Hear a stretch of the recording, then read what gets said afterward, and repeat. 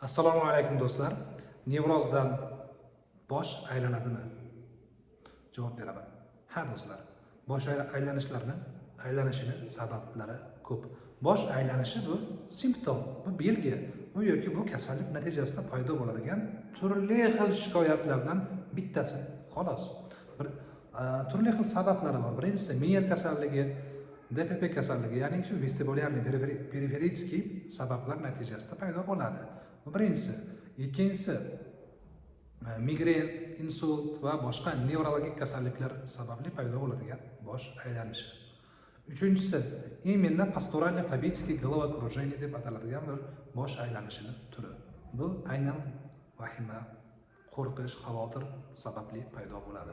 To'rtinchisi davleniyaning ko'tarilib ketishi, pasayib ketishi, sahar ya'ni qand moddasini pasayib ketishi natijasida paydo bo'ladigan bosh aylanishlar.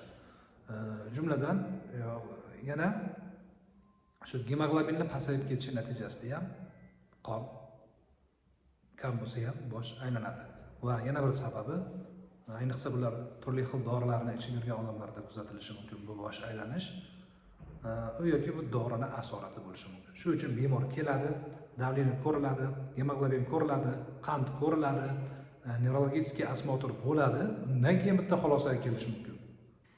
Hamma bosh aylanishiga qonni ko'taruvchi dorilar ta'sir qilmaydi yoki beta-gestin, beta-serk ta'sir qilmaydi yoki psixoterapiya foyda qila olmaydi. Sababi do'stlar nima uchun foyda qilmaydi? Bosh aylanishining sababi aniqlanmagan. Bir bola oldingizda 5 metr narida yotibdi. Nima uchun yig'laganini bilmaysiz-ku. Mumkin uni pashsha chaqib oldi, ari chaqib oldi. Mumkin ochdir, mumkin pampers to'lladir, bilmaysiz-ku. Bilmasdan turib qanday qilib unga bir yoki bu tavsiyani berishingiz mumkin. Bemor keladi, ko'riladi, analizlar topshiriladi, sabab topilgandan keyin davolanish boshlanadi. Azizlar, Tojikiston Respublikasi Istaravshan shahrida ishlayman, murojaat qilasiz. Rahmat.